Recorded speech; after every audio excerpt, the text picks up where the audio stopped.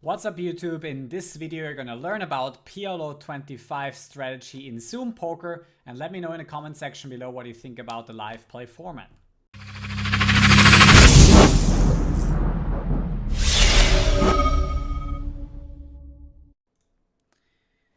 How's it going, guys? Welcome to the PLO 25 live play video.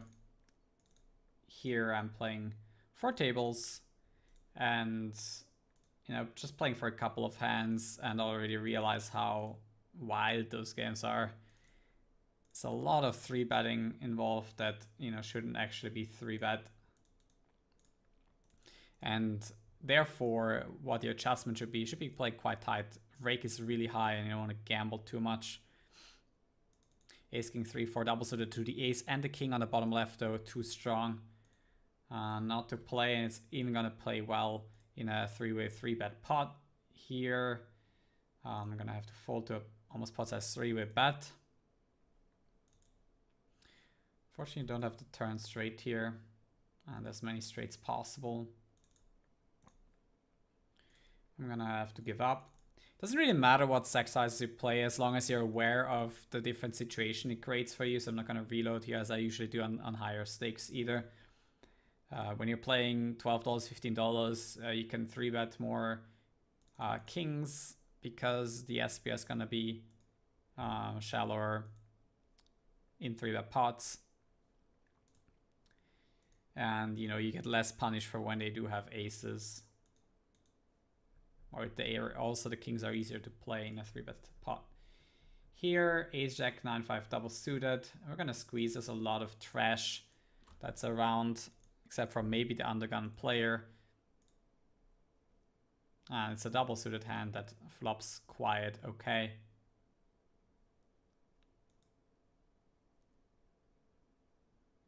Actually gonna check this flop with middle pair top kicker.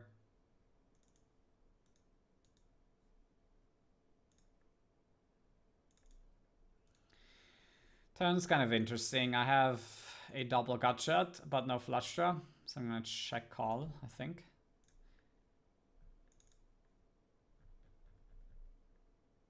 And on the bottom left, ace, queen, queen, 10 against the cutoff raise. Should be 3-betting. Flopping topside is obviously always nice.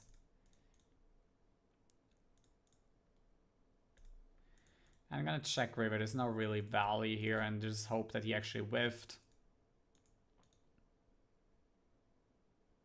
And the river, the 7. So appears to be, against him that we could have even... Wow.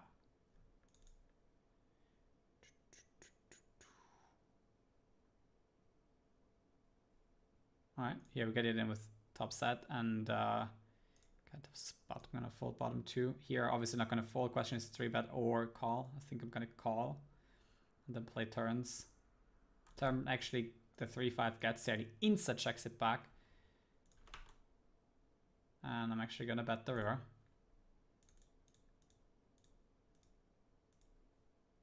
And hopefully not get called by 4s. That would be quite sad. But I'm blocking it quite effectively too. And on the bottom left, we took it down against, I don't know what it was, but apparently they had 5-6 and a nut flush draw. 5-6-8 actually, so quite good hands on that flop too. But as you can see, against 5-5-8-6 single suited, obviously the 3-bet is fantastic, or works out fantastic. And the cold caller had a legitimate hand.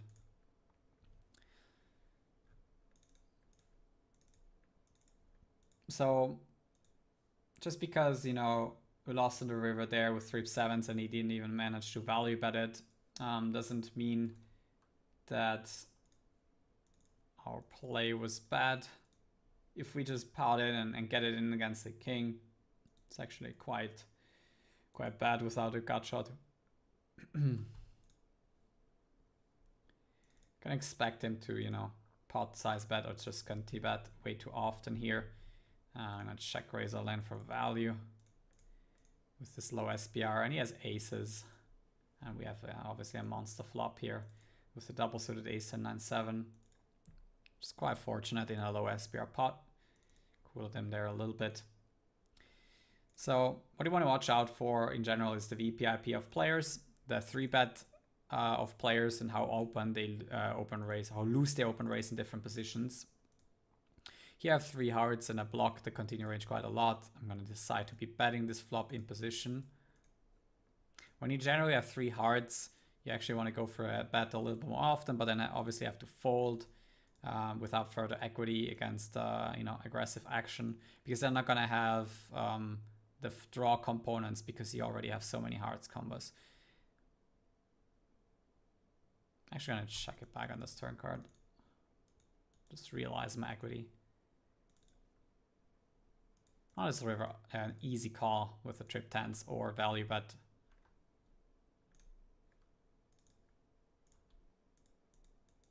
Turn a wrap here. And I'm going to bet in position on the turn. Check calls, unfortunately, and we have the nut low on the river and 1 diamond. So unless he leads here, I was going to actually bluff this river because we cannot beat any single hand. We have 1 diamond, it's not too bad. With 8 high, obviously I was going to bluff. But once he bets, I can just lay it down and give it up. So be prepared to have quite some fishy plays here, so don't be deterred by your opponents taking lines that don't make any sense, and try to adjust accordingly. And as I said before, try to be very selective with your holdings and you will do just fine. With the queens here against 80 fan, I'm actually going to check it back. You want to also polarize in general with your betting range. So when people play quite stupidly against that and get it in with their weak holdings, you punish them either way.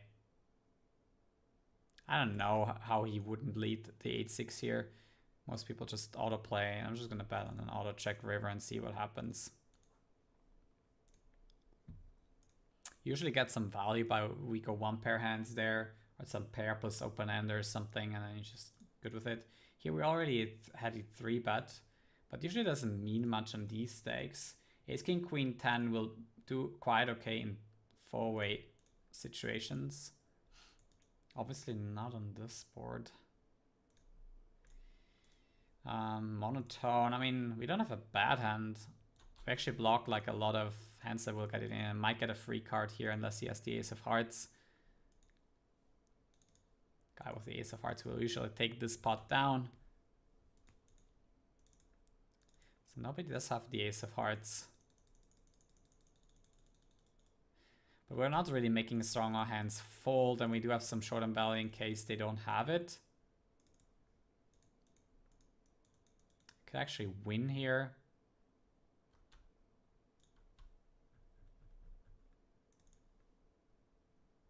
And unfortunately this guy's queen jack.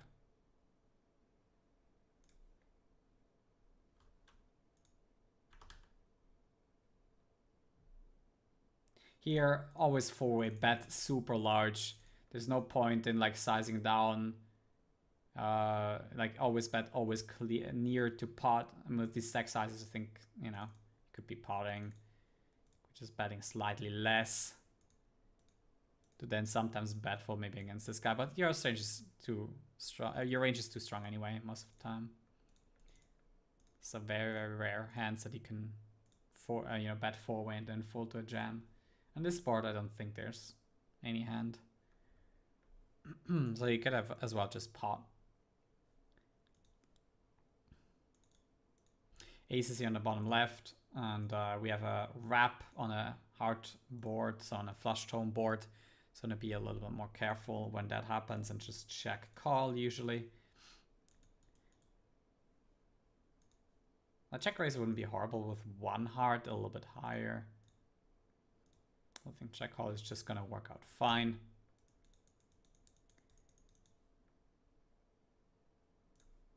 And then the big blind you want to fold on most of the hands, especially when they're rainbow, etc. and 4-way. You're gonna face a lot of higher pairs.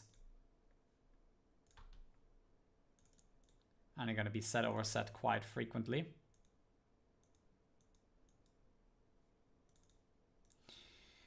Well, yeah, we're gonna keep on calling, even though, good to see a heart on the river or just a blank. I would double to the kings. I'm not gonna fold to the 3-bet yet. Not the greatest board, but also not the greatest board for his range. Checks it back, which makes me think he's gonna have, you know, still a lot of aces in his range. He also didn't 3-bet so much before the flop, and he just pots it now on the turn. I'm gonna let it go.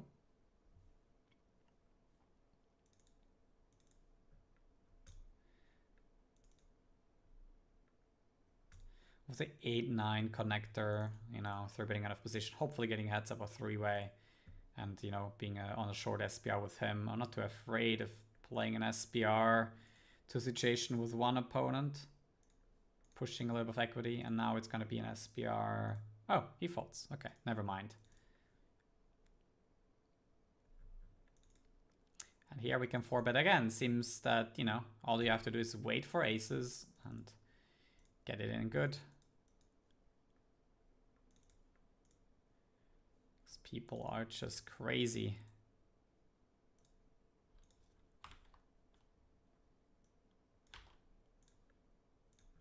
Obviously get it in. And he has to fold for some reason. With the backdoor club draw, definitely gonna peel on the bottom left. And here after top set, I'm gonna choose. We're still gonna have to bet because we don't have any spades. It's not like the super nuts where I have top set and a king high flush and an open ender, where, you know, slow playing doesn't really do much for you. I'm gonna have to fold a weak flush on the bottom left. Don't slow play, guys. It's really not worth much in PLO. When you have a top set and nothing to go with it, try to bet in position especially. Out of position is a whole different story. But in position, you want to make sure the bet goes in, because if you check behind, the street's over. You cannot really build a pot anymore. And you want to build a pot when you do have the nuts. Can actually call here with a top-bottom pair.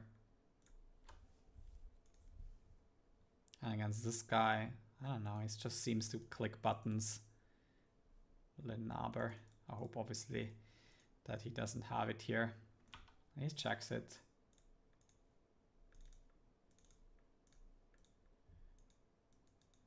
And he says pot, pot, pot. Some Switzerland. Actually, bet small on the flop, didn't he? And then potted the turn, potted the river. I'll let it go.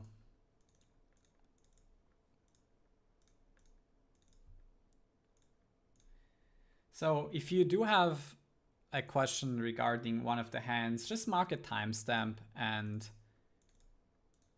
you know, post it in the comment section below. That's not a problem.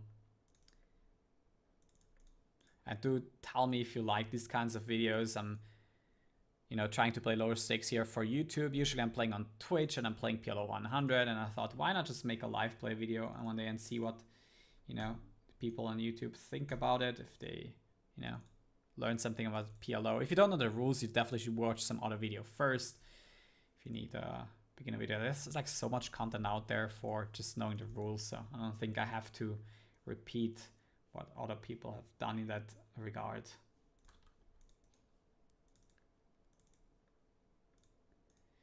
I think with, especially in our gut shot and just a blocker and no king or queen, clear check here.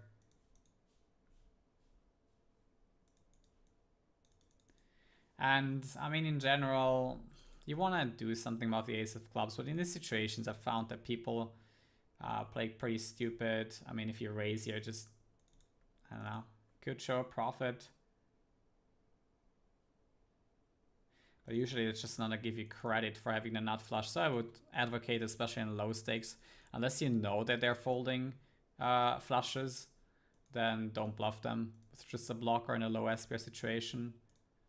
Gonna have to call here against Chung Chang after 3-betting the rundown.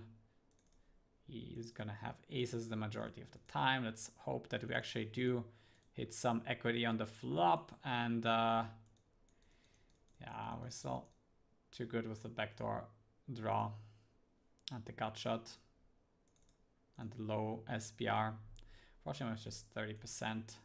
It's good that he didn't have the nut flush draw, of course. There's not much you can do. Just have to get it in.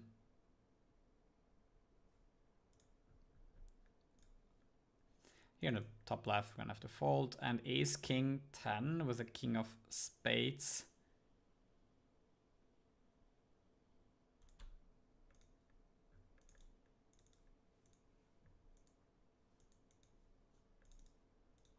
Somewhat interesting spot.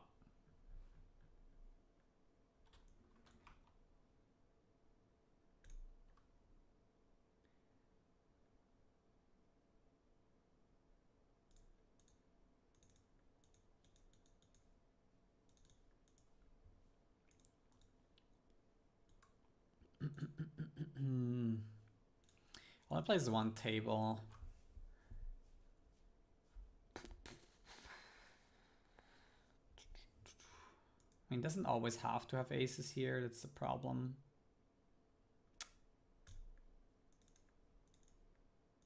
I'm still gonna give it up. SPR 1.6, having no real equity except for the kings. Definitely stacking off as soon as you get some piece of the board with the kings. And if he's 3-betting too loose, too many crappy hands, when you do have the kings and a piece of the board, you're gonna punish him enough, or at least make it more profitable than folding, at least in position. Yeah, out of position. Actually gonna fold, even though he seemed quite crazy. So yeah, this is where, you know, you definitely want to consider just like not opening that many hands, because the amount of 3-bets that I experience here is just plain ridiculous. I'm sure I'm playing 4 tables and 3-betting is a part of the game, but it seems people are just clicking buttons. And here, obviously, because I have just $5, they can 3-bet me also a bit more linearly. It's not surprising. But as soon as he has some hands in those player pools, you will see that it gets easier over time. You can differentiate between the people who are actually 3-betting some reasonable hands and the people that are just clicking buttons, and then adjust accordingly.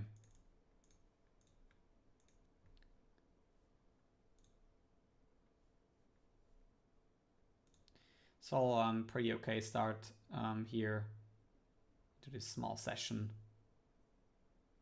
Making a little bit of money and some EV2. Could also consider raising here as for board coverage reasons.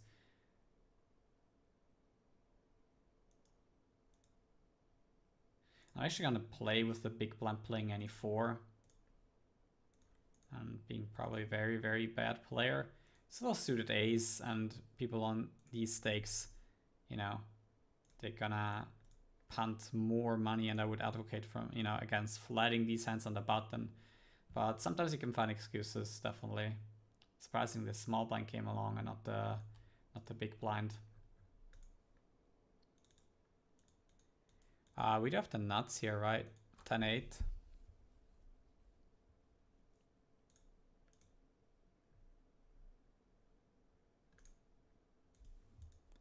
Sometimes you can find an excuse for like potting the river in case he doesn't know the rules or something. That can actually happen. And unfortunately he has the 10-8 as well. And we rake even more money.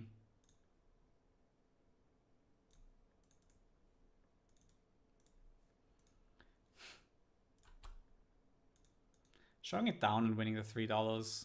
So here this is actually quite a bad outcome, obviously, in the end, but I would still not be too nitty to raise, because sometimes you're going to find players that actually, if you know he's a regular and he's actually solid, you don't have to 3-bet there if somebody raises you on the river, because then you can actually save some rake. That you know, for example, if the board comes ace, king, queen, jack, don't hope for your opponent not to know the rules, you know. He's going to have a 10 if he raises you on the river. And you don't want to 3-bet people against a river raise, unless, you know, you have reason to believe they don't know the rules. It's not worth the risk, you know. You're gonna rake like 2 big blinds more, and yeah, on the ace, king, jack, 10, or like 4-card Broadway board, I wouldn't say that 3-betting will make you more money in the long run.